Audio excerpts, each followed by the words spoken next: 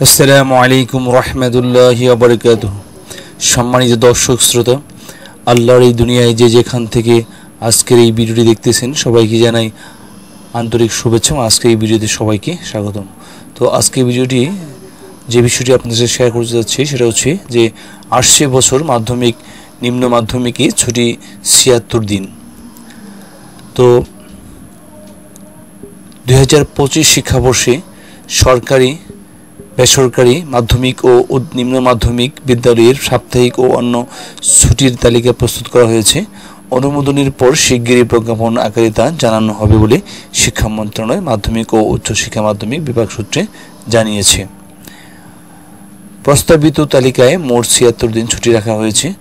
পবিত্র রমজান অর্থাৎ ২ মার্চ থেকে ঈদ উল ফিতর, জুমাতুল বিদা, স্বাধীনতা দিবস সহ কয়েকটি ছুটি মিলিয়ে টানা ২৮ দিন।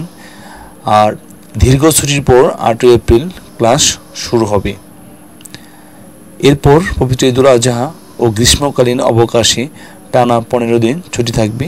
এই ছুটি শুরু হবে ১ জুন, চলবে ১৬ জুন পর্যন্ত। আর দুর্গাপূজায় এবার ৮ দিন ছুটি রাখা হয়েছে। অবশ্যই এই ছুটির মধ্যে লক্ষ্মী পূজা, ফাতেহী ইয়াজদাম সহ বেশ কয়েকটি ছুটি পড়বে। এবারও প্রতিষ্ঠানের প্রধানের হাতে সংরক্ষিত ৩ দিন ছুটি রাখা হয়েছে। এর বাইরে বিভিন্ন জাতীয় আন্তর্জাতিক দিবস ও ধর্মীয় আচার অনুষ্ঠানে নিয়ম মেনে ছুটি থাকবে। তো সম্মানিত দর্শক, আজকে ভিডিওটি এই পর্যন্তই। তো আমাদের নতুন নতুন ভিডিওগুলি পাওয়ার জন্য প্লিজ চ্যানেলটি সাবস্ক্রাইব করে আমাদের সাথে যুক্ত থাকুন এবং পাশে থাকা বেল আইকনটি অল করে রাখুন। তো ভালো থাকবেন সবাই, সকলের সুস্বাস্থ্য, দীর্ঘায়ু, সফলতা এবং মঙ্গল কামনা করে আজকের মতো শেষ করছি। আল্লাহ হাফিজ। আসসালামু আলাইকুম রহমতুল্লাহি ওয়া বারাকাতুহু।